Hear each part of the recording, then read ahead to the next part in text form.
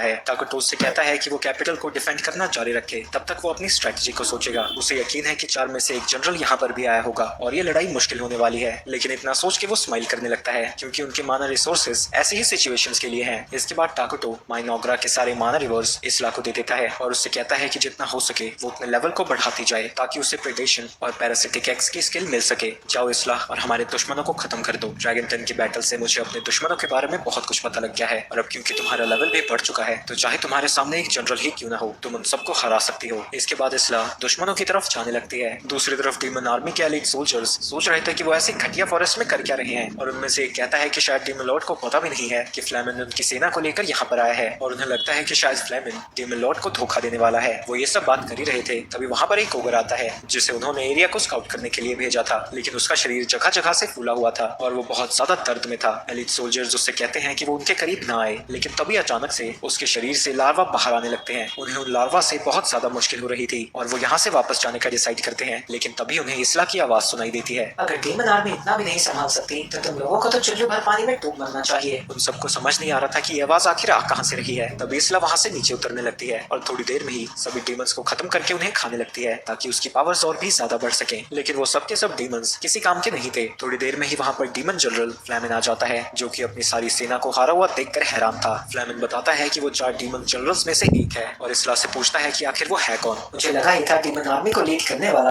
बिल्कुल ice rock की तरह ताकतवर ही होगा। मैं तुमसे लड़ने के लिए काफी एक्साइटेड हूँ। ये सुन के फ्लेमिन समझ जाता है कि आइस रॉक मारा जा चुका है, लेकिन इससे उसे कोई फर्क नहीं पड़ता और वो इसला को बताता है कि आइस रॉक उन 4 जनरल्स में से सबसे ज्यादा कमजोर था, ताकत में भी और दिमागी रूप से भी, तो बेहतर होगा कि वो उससे कंपेयर ना करे। इसला कहती है कि वो चाहे जितना मर्जी ताकतवर हो वो भी यही मरने वाला है। वो दोनों एक दूसरे को नीचा दिखाते ही रहते हैं, लेकिन तभी फ्लेमिन कहता है कि वो टाकुटो की गद्दी छीन लेगा और इतना काफी था उन दोनों की लड़ाई शुरू करने के लिए। वहीं उन दोनों के सेंसर शेयर होने की वजह से टाकुटो सारी चीजें देख पा रहा था और उसे लगता है कि उनकी स्ट्रेटजी बिल्कुल परफेक्ट है और अभी तक सब कुछ स्मूथली जा रहा है, लेकिन फिर भी कोई चीज उसे परेशान कर रही थी। दूसरी तरफ उन दोनों की फाइट के दौरान फ्लेमिन अपनी फ्लेम एरो से इसला के ऊपर अटैक करता है, लेकिन इससे उसका कुछ भी नहीं बिगड़ता। जिसके बाद इसला भी उसके ऊपर अटैक करती है, लेकिन वो उसके सभी अटैक्स को डॉज कर रहा था। जिसके बाद बहुत सारे लार्वा फ्लेमिन को चारों तरफ से ढक देते हैं, लेकिन वो अपनी फ्लेम्स को एक्टिवेट करके उन सबको जला देता है। इसके बाद फ्लेमिन काफी सारे मॉन्स्टर्स को समन करता है, जिसके बाद वो काफी सारे फायर बॉल से इसला के ऊपर अटैक कर देता है, लेकिन वो अपने लार्वे की मदद से उसके सभी फायर बॉल्स को डिफ्लेक्ट कर देती है। जिसके बाद वो जमीन में अपनी पूंछ को घुसा के काफी सारे लार्वा डाल देती है और कहती है कि उनका किंग जानना चाहता है कि आखिर डीमन लॉर्ड उनके ऊपर अटैक क्यों कर रहा है। जिसके बाद जमीन से सारे लार्वा उन मॉन्स्टर के शरीर के अंदर जाने लगते हैं और उन सभी मॉन्स्टर्स को अंदर से खाने के बाद वो फ्लेमिन की तरफ जाने लगते हैं, लेकिन वो अपनी फायर का यूज करके उन्हें 1 सेकंड में जला देता है। जिसके बाद इसला भी उसके ऊपर अटैक करने लगती है। उसके सभी अटैक्स को डॉज करता हुआ फ्लेमिन कहता है कि या तो वो सबके सब बेवकूफ हैं या तो उसका किंग सच्चाई को छुपा रहा है। जिसके बाद वो उसके ऊपर अटैक करता हुआ पूछता है कि वो अपने बारे में क्या सोचती है। इसला कहती है कि वो माइनोग्रा की प्रोटेक्टर हीरो है और टाकुटो की सर्वेंट। ये सुन के फ्लेमिन को गुस्सा आ जाता है और अब जाकर उसे समझ आता है कि वो इसला से इतनी नफरत क्यों करता है, क्योंकि अपने फ्री विल होने के बावजूद भी वो टाकुटो को सर्व कर रही है और इस पर उसे गर्व भी है। अच्छा, तो अब मैं तुम्हारी सिचुएशन समझी। तो यानी तुम्हारा कोई फ्री विल नहीं है और डीमन लॉर्ड जैसे चाहे तुम्हें कंट्रोल कर रहा है। इस टकले की सिचुएशन बिल्कुल ऐसे ही थी और इसीलिए वो उन सबको मारकर अपनी फ्रीडम को हासिल करना चाहता है। जिसके बाद वो इसला के ऊपर फायर से अटैक करता है। वो उसे डॉज करने की कोशिश करती है, लेकिन वो उसका पीछा करना नहीं छोड़ता और आखिर में जाकर वो उसे हिट कर देता है। ये देखकर फ्लेमिन खुश हो जाता है क्योंकि उसे लग रहा था कि वो लड़ाई को जीत चुका है, लेकिन तभी वो देखता है कि इसला ने एक ककून की मदद से खुद को बचा लिया था और उससे चिढ़ाते हुए पूछती है कि क्या वो इतना ही कर सकता है। गुस्से में फ्लेमिन लगातार उसके ऊपर फायर एरो से अटैक करता ही जाता है, लेकिन इसला उसके सारे अटैक्स को डॉज कर लेती है और पागलों की तरह अटैक करने की वजह से उसका माना खत्म हो जाता है और इसला उसके ऊपर अटैक करके उसे घायल कर देती है। वहीं फ्लेमिन डीमन लॉर्ड की बात याद करता है जिसने उससे कहा था कि वो इस दुनिया को जीतकर अगर एक एंटिटी को ऑफर करता है तो वो फ्री हो जाएगा, लेकिन वो असल में अब तक एक कठपुतली की तरह ही एक्ट कर रहा था। जिसके बाद आयला उसके ऊपर अटैक करके उसके शरीर के 2 टुकड़े कर देती है। टाकुटो उसे कांटेक्ट करता है और उसकी तारीफ करते हुए कहता है कि अब वो वापस आ सकती है। इसला उसे बताती है कि लड़ाई के दौरान उसका लेवल अप भी हो गया, लेकिन तभी अचानक से उनका कनेक्शन कट हो जाता है और वो दोनों आपस में बात नहीं कर पा रहे थे। इसके अगले ही पल वो दोनों ट्विंस इसला के सामने आ जाती हैं। उन्हें समझ नहीं आता कि वो यहाँ पर कैसे पहुंच गए, क्योंकि अभी तो वो टाकुटो के पास थे। ये देखकर इसला पैनिक कर जाती है और सभी लार्वा से कहती है कि वो दोनों ट्विंस को प्रोटेक्ट करें, लेकिन इसला ये नहीं जानती थी कि फ्लेमिन अभी भी जिंदा है। वहीं जब लार्वा उन दोनों को प्रोटेक्ट करने के लिए उनके पास जा रहे थे तभी किसी चीज से वो डर जाते हैं और वहां से दूर हो जाते हैं। इसला चिल्लाकर ब्रेन ईटर्स को वहां बुलाने की कोशिश करती है, लेकिन कोई भी उसकी आवाज नहीं सुनता। ये सब देखकर वो दोनों ट्विंस डर जाती हैं, पर इसला उनसे कहती है कि वो फिक्र ना करें और उन्हें उठाकर वहां से जाने लगती है। लेकिन जब वो वहां से जा रही थी वो वापस घूमकर उसी जगह पर आ जाती है। ये सब देखकर फ्लेमिन फ्लेमिन उसके ऊपर हंसने लगता है तो इसला फिर से उसके ऊपर अटैक करती है, लेकिन इसके बावजूद भी वो हंस रहा था और कहता है कि वो पहले ही मर चुका है। दूसरी तरफ ताकुतो को एक सिस्टम मैसेज दिखता है जिसमें लिखा था कि एक इवेंट प्रोग्रेस में है और जब तक ये इवेंट चल रहा है सारे इंपॉर्टेंट कैरेक्टर्स प्रोटेक्टेड हैं। और ताकुतो देखता है कि फ्लेमिन बिल्कुल ऐसे ही एक्ट कर रहा था जैसे कि ब्रेव क्वेस्टर्स के गेम में होता था और उसके डायलॉग भी बिल्कुल सेम है। इसला फिर से फ्लेमिन के ऊपर अटैक करने चाहती है लेकिन वो अपनी जगह से नहीं हिल पाती। फ्लेमिन हंसता हुआ उससे कहता है कि वो इस चीज से हजारों बार गुजर चुका है और हर बार सेम ही चीज रिपीट होती है। तभी कारिया और मारिया ना चाहते हुए भी आगे बढ़ने लगती हैं और उनका अपने शरीर पर जरा भी कंट्रोल नहीं था। ये देख के इसला को लगता है कि शायद ये कोई आरपीजी मैकेनिक्स है जिसके बारे में ताकुतो ने उसे वार्न किया था। तभी फ्लेमिन हंसता हुआ कहता है कि अब वो उन दोनों चूजों को अपने हाथों से मरते हुए देखेगी। वहीं ताकुतो ने ये सारी चीजें पहले देख रखी थी। ब्रेव क्वेस्टर्स में फ्लेमिन को हराने के बाद ऐसा ही होता था। इसला अपने शरीर को मूव करने की कोशिश कर रही थी लेकिन वो हिल भी नहीं पाती। ये सब करने का कोई फायदा नहीं है, इसे मैं स्क्रिप्टेड इवेंट कहता हूँ, इसमें तुम कुछ नहीं कर सकती। वहीं कारिया और मारिया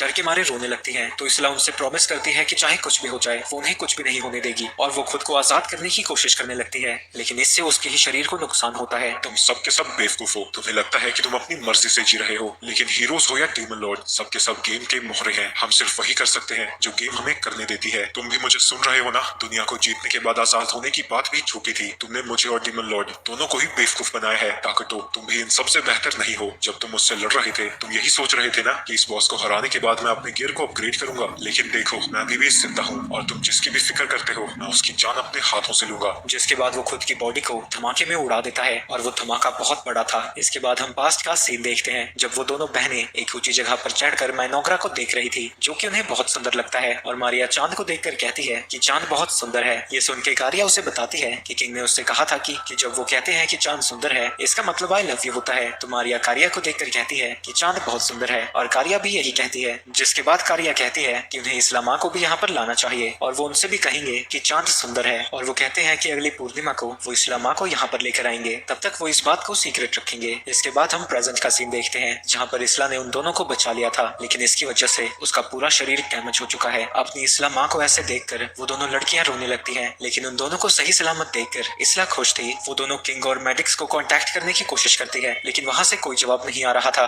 जिससे वो और भी ज्यादा घबराने लगती हैं। तुम लोगों को अब तक ये समझ आ ही गया होगा मैं जिंदा नहीं बचूंगी, इसलिए मैं तुम्हें कुछ देना चाहती हूँ। ऐसा नहीं हो सकता, आपको बचाने का कोई तो रास्ता होगा। इस्ला कहती है कि वो कुछ भी नहीं कर सकते और उन दोनों लड़कियों को लगने लगता है कि ये सब इसलिए हुआ क्योंकि वो कमजोर हैं। उन्हें समझ नहीं आता कि उनके साथ हमेशा ऐसा क्यों होता है। वो तो बस अपनी माँ के साथ खुशी खुशी जीना चाहते थे, लेकिन इस्ला कहती है कि इसमें उन दोनों की कोई गलती नहीं है, ऐसा इसलिए हो रहा है क्योंकि वो कमजोर है। लेकिन ये सुन के वो कहती है कि वो भी उसके साथ मरना चाहती है, उनके पास जीने की कोई वजह नहीं है। लेकिन इस्ला उनसे एक रिक्वेस्ट करती है जिसके बाद वो अपने दिल को बाहर निकाल कर उनसे कहती है कि वो इसे खा जाए। अरे भाई इसी चीज का तो ट्रॉमा था इनको, फिर वही हो रहा है। और ये प्याज कौन काट रहा है मेरे बगल में? इस्ला ने अपनी सारी एक्सपीरियंस का यूज करके रॉयल सक्सेशन स्किल को एक्वायर किया था और अगर वो दोनों उसके दिल को खाती हैं तो उसकी सारी पावर्स उनकी हो जाएंगी। मैं चाहती हूँ कि तुम इसे खा जाओ और मेरी प्यारी बच्ची हो अपनी जिंदगी वैसे ही जीना जैसे कि तुम जीना चाहती हो। मैं तुम दोनों से बहुत प्यार करती हूँ। इतना कहने के बाद इस्ला की मौत हो जाती है। दूसरी तरफ फाटो काफी सारे मॉन्स्टर्स को मार रही थी और मॉल्टर से कहती है कि उन्हें उसके साथ आने की कोई जरूरत नहीं है, पर किंग ने उन्हें ऑर्डर दिया था कि वो उनके साथ जाकर डीमन लॉर्ड के स्ट्रॉन्ग होल्ड को डिस्ट्रॉय कर दें। आटो जल्दी से जल्दी अपने ताकुतो के पास वापस जाना चाहती थी लेकिन मॉन्स्टर्स की तादाद कम ही नहीं हो रही है और जब वो उन्हें मारना खत्म करती है तभी उसे इस्ला के बारे में पता लगता है। ये देखकर उसका गुस्सा आउट ऑफ कंट्रोल चला जाता है और मॉल्टर सभी को झुकने को कहता है। वहीं गुस्से में आटो आसपास की सारी चीजों को डिस्ट्रॉय करने लगती है। तभी मॉल्टर उससे रिक्वेस्ट करता है कि वो अपने गुस्से को शांत करे। खुद को किसी तरह शांत करने के बाद आटो उन्हें इस्ला के बारे में बता देती है। दूसरी तरफ इस्ला की मौत के बारे में ताकुतो को भी पता चल चुका था। फ्लेमिन का स्क्रिप्टेड इवेंट बहुत फेमस है और वो इस दुनिया में पॉसिबल कैसे है, और हम देखते हैं कि अब तक जो भी वहाँ पर हुआ था सब उस इवेंट के अकॉर्डिंग ही हो रहा था और कारिया और मारिया ने इस्ला के दिल को खा लिया है क्योंकि एक की जगह दो लोगों ने उसके दिल को खाया था। हीरो के एक्टिवेशन में एरर आ रहे थे लेकिन तभी कोई उसमें चेंजेस करता है जिसकी वजह से कारिया और मारिया में इस्ला की पावर्स जाग जाती हैं। दूसरी तरफ ताकुतो आटो को सारी चीजें बता देता है। आटो कहती है कि एक इमरजेंसी है और वो वापस माइनोग्रा आने लगती है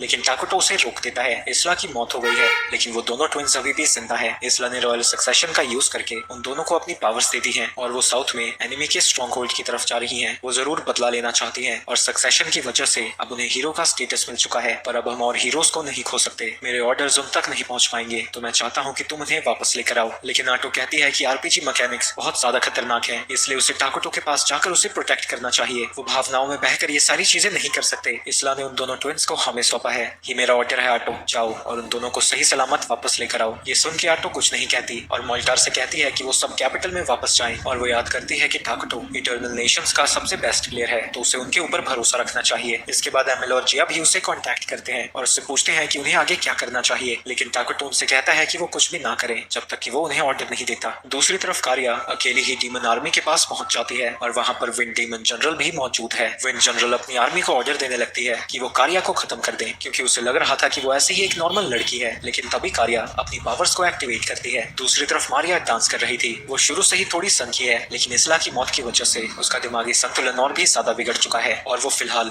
डीमन के अर्थ जनरल के सामने खड़ी है और उसे समझ नहीं आता कि यहाँ पर आखिर हो क्या रहा है। दूसरी तरफ कारिया की पावर्स की वजह से उस जनरल की सारी सेना दर्द में चिल्ला रही थी। ये देखकर वो जनरल समझ जाती है कि कारिया कोई आम लड़की नहीं है और वो उसके ऊपर अटैक कर देती है, लेकिन कारिया के पास अब डिवाइन लाइट स्किल थी जो कि हर कर्स अटैक को डिफ्लेक्ट कर देता है और जैसे ही कारिया की नजरें उसके ऊपर जाती है उसकी बॉडी सड़ने लगती है। कारिया अपने स्किल से एक जानलेवा मांस खाने वाली बीमारी दे सकती है और इसकी वजह से कुछ सेकंड्स के अंदर ही वो जनरल मारी जाती है। दूसरी तरफ क्योंकि मारिया हर वक्त डिनाइल में रहती थी, उसकी पावर्स ये है कि वो दूसरों को चीजें भुला सकती है। इसकी वजह से उस जनरल का मैकेनिकल रोबोट फंक्शन करना ही भूल जाता है और वो जनरल इतनी मर्जी कोशिश कर ले वो अपने रोबोट को हिला भी नहीं पाता। और मारिया की दूसरी एबिलिटी अपने दो माओ को खाने की वजह से आई है, तो जैसे ही वो अपने मुंह को बंद करती है उस बड़े से रोबोट और बाकी के मॉन्स्टर्स का एक बड़ा सा हिस्सा गायब हो जाता है और अभी सिर्फ वहाँ पर वही जनरल बचा था। मारिया देखती है कि वो बहुत ज्यादा डरा हुआ है तो वो अपनी पावर्स का यूज करके उसके डर को खत्म कर देती है, जिसके बाद वो एक बड़ी सी बाइट लेकर उसे भी खत्म कर देती है। इसके बाद वो दोनों बहनें डीमन लॉर्ड के सामने पहुंच जाती हैं जो कहता है कि एक बार वो दुनिया को डिस्ट्रॉय करके उसे ऑफरिंग की तरह दे दे वो फ्री हो जाएगा। गॉड के साथ उसने यही पैक्ट बनाया है, लेकिन लड़ाई को शुरू करने से पहले वो उनसे पूछता है कि वो भगवान में मानते हैं या फिर नहीं। वो दोनों लड़कियां साथ में कहती हैं कि भगवान जैसा कुछ भी एग्जिस्ट नहीं करता।